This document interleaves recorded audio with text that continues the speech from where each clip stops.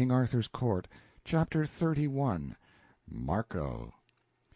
We strolled along in a sufficiently indolent fashion now, and talked. We must dispose of about the amount of time it ought to take to go to the little hamlet of Ablesore and put justice on the track of those murderers and get back home again. And meantime I had an auxiliary interest which had never paled yet, never lost its novelty for me, since I had been in Arthur's kingdom. The behavior, born of nice and exact subdivisions of caste, of chance passers-by toward each other. Toward the shaven monk who trudged along with his cowl tilted back and the sweat washing down his fat jowls, the coal-burner was deeply reverent. To the gentleman he was abject. With the small farmer and the free mechanic he was cordial and gossipy. And when a slave passed by with a countenance respectfully lowered, this chap's nose was in the air, he couldn't even see him. Well, there are times when one would like to hang the whole human race and finish the farce. Presently we struck an incident. A small mob of half-naked boys and girls came tearing out of the woods, scared and shrieking. The eldest among them were not more than 12 or 14 years old. They implored help, but they were so beside themselves that we couldn't make out what the matter was. However, we plunged into the wood, they scurrying in the lead, and the trouble was quickly revealed. They had hanged a little fellow with a bark rope, and he was kicking and struggling, in the process of choking to death. We rescued him and fetched him around. It was some more human nature, the admiring little folk imitating their elders. They were playing mob, and had achieved a success which promised to be a good deal more serious than they had bargained for. It was not a dull excursion for me. I managed to put in the time very well. I made various acquaintanceships, and in my quality of stranger was able to ask as many questions as I wanted to. A thing which naturally interested me as a statesman was the matter of wages. I picked up what I could under that head during the afternoon. A man who hasn't had much experience and doesn't think is apt to measure a nation's prosperity, or lack of prosperity, by the mere size of the prevailing wages. If the wages be high, the nation is prosperous. If low, it isn't, which is an error. It isn't what sum you get, it's how much you can buy with it. That's the important thing, and it's that tells whether your wages are high in fact or only high in name. I could remember how it was in the time of our great Civil War in the 19th century. In the North a carpenter got $3 a day gold valuation.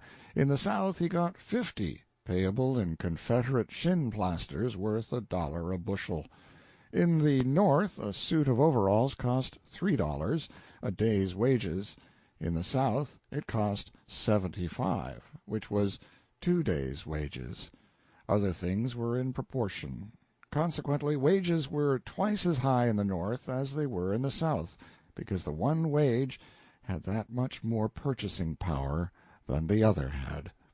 Yes, I made various acquaintances in the hamlet, and a thing that gratified me a good deal was to find our new coins in circulation. Lots of millrays, lots of mills, lots of cents, a good many nickels, and some silver. All this among the artisans and commonalty generally. Yes, and even some gold, but that was at the bank, that is to say, the goldsmith's. I dropped in there while Marco, the son of Marco, was haggling with a shopkeeper over 1/4 pound of salt, and asked for change for a $20 gold piece.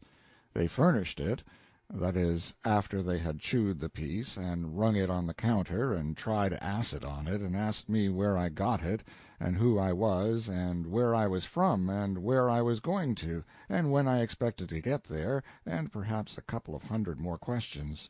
And when they got aground, I went right on and furnished them a lot of information voluntarily. Told them I owned a dog, and his name was Watch, and my first wife was a Free Will Baptist, and her grandfather was a Prohibitionist, and I used to know a man who had 2 thumbs on each hand and a wart on the inside of his upper lip, and died in the hope of a glorious resurrection, and so on, and so on, and so on, till even that hungry village questioner began to look satisfied and also a shade put out. But he had to respect a man of my financial strength, and so he didn't give me any lip, but I noticed he took it out of his underlings, which was a perfectly natural thing to do.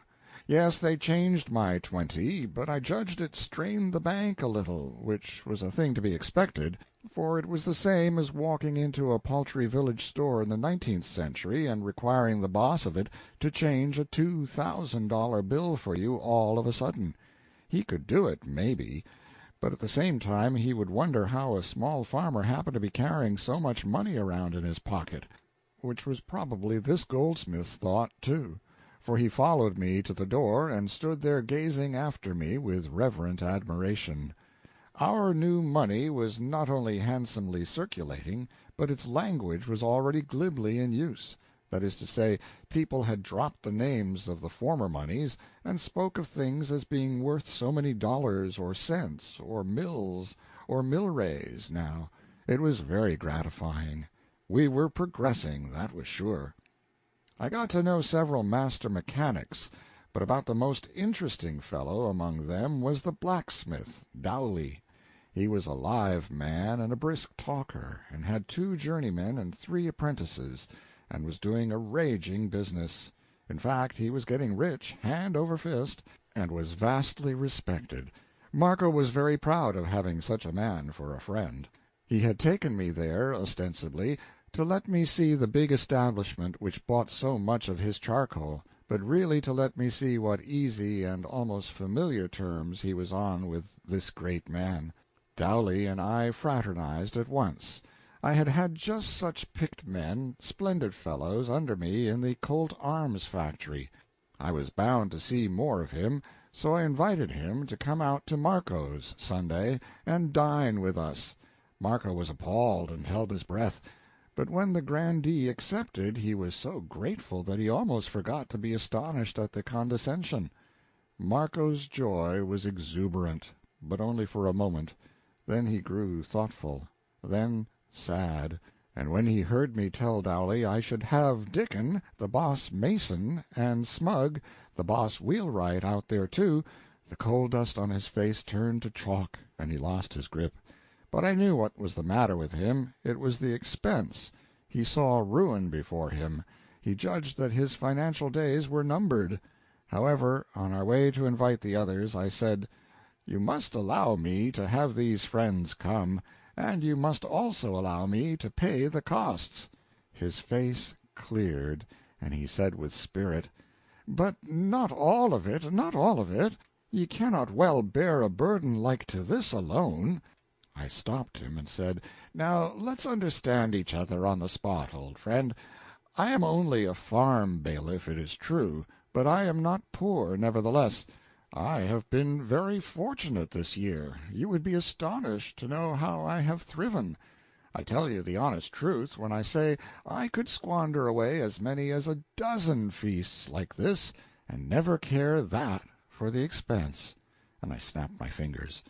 I could see myself rise a foot at a time in Marco's estimation, and when I fetched out those last words I was become a very tower for style and altitude. So you see, you must let me have my way. You can't contribute a cent to this orgy. That's settled." "It's grand and good of you." "No, it isn't. You've opened your house to Jones and me in the most generous way. Jones was remarking upon it to-day, just before you came back from the village. For although he wouldn't be likely to say such a thing to you, because Jones isn't a talker and is diffident in society, he has a good heart and a grateful, and knows how to appreciate it when he is well treated. Yes, you and your wife have been very hospitable toward us." "Ah, brother, 'tis nothing, such hospitality." "But it is something. The best a man has, freely given, is always something, and is as good as a prince can do, and ranks right along beside it, for even a prince can but do his best. And so we'll shop around and get up this layout now, and don't you worry about the expense. I'm one of the worst spendthrifts that ever was born. Why, do you know, sometimes in a single week I spend but never mind about that. You'd never believe it anyway. And so we went gadding along, dropping in here and there, pricing things, and gossiping with the shopkeepers about the riot, and now and then running across pathetic reminders of it in the persons of shunned and tearful and houseless remnants of families whose homes had been taken from them and their parents butchered or hanged.